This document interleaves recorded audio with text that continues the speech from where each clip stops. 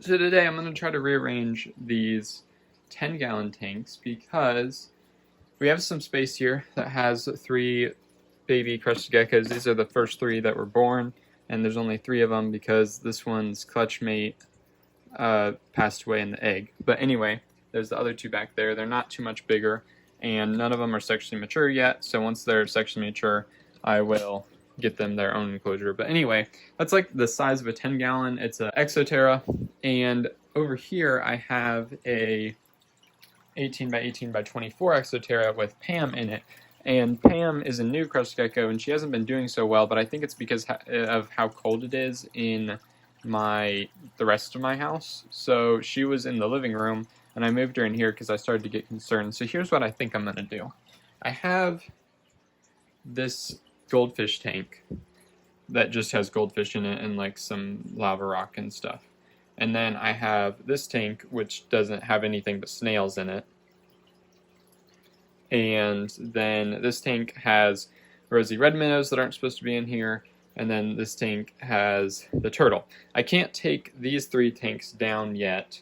I would take all of this down if I could, but I can't yet because I don't have anywhere to put the plants, and once the turtles go outside, then I will have this tank to put the plants in, and all the plants will go in there, and then it'll just be the fish and those plants. This guy will go outside, the goldfish will go outside, these guys will go either to the pond or the 125-gallon, probably the pond, and that is how that will work. And I'll take down all of these tanks because it's likely that I want to set something else up, probably more vertical tanks like that, or I might want to set up a bigger aquarium. I'm not really sure, but I have a lot of 20 gallons and 30 gallons that I could probably set up vertically like that, so then I could have more area to breed Crested Geckos if I'd like, but I'm not entirely sure.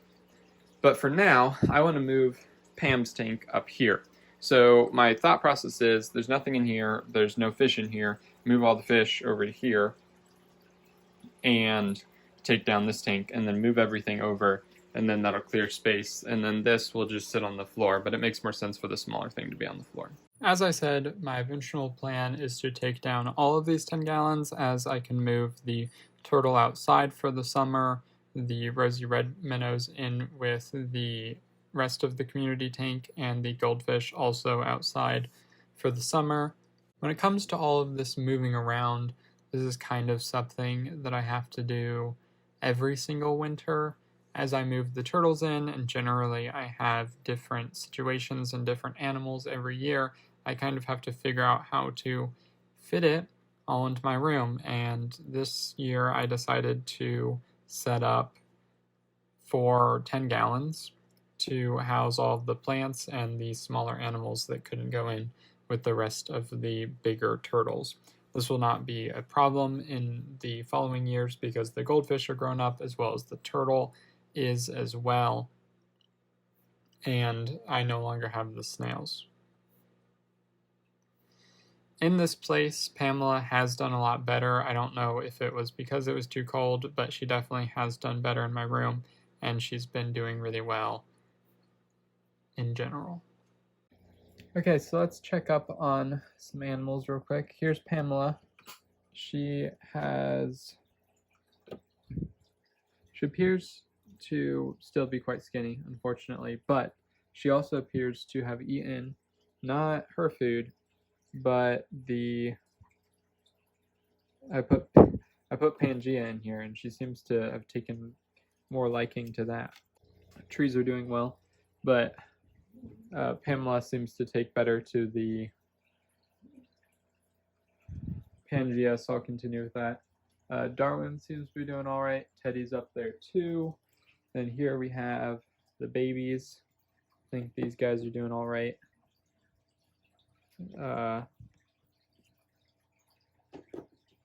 They all seem to be fine, especially this guy. Looks like we lucked out. Looks like the big one happens to be a fast grower, or the really cool looking one happens to be a fast grower, so I'm just going to close them right back up.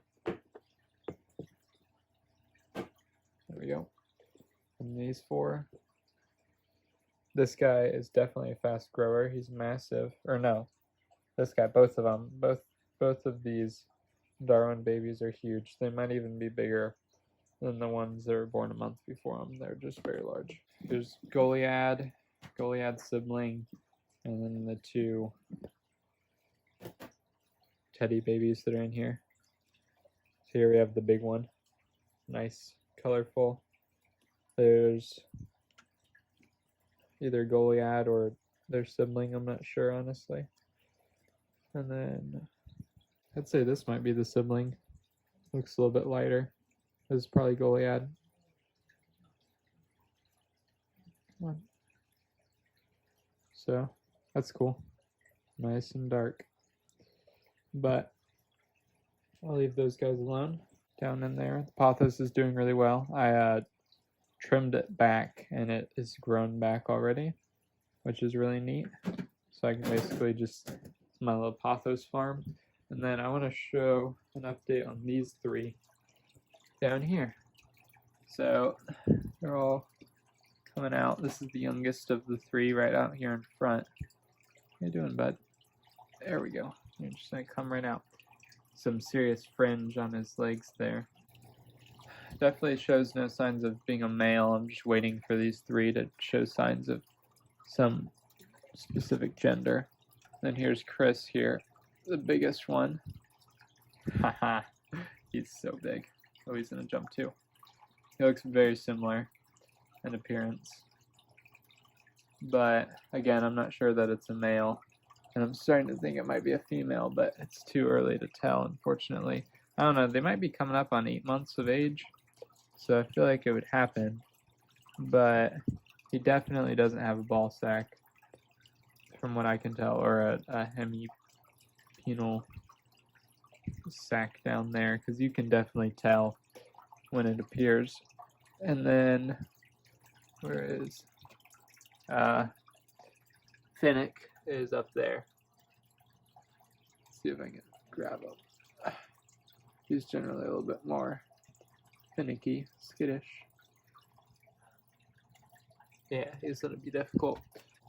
I'm not like looking forward to any of them specifically being male. I would just like to know as soon as possible so then I can remove that one. Here's Finnick. Come here. Come here. So he's nice and pretty, similar to the other one, but it should be pretty obvious when they mature. At least if they're male, then it'll be obvious. So as soon as I know the gender of those three, then I can start placing them with other geckos, or I can put them in their own containers, and then I can move other geckos into this container, and the cycle kind of keeps on moving. So those are all the babies and the adults. I hope you enjoyed the updates on the 10-gallon tanks and all of the Crested Geckos.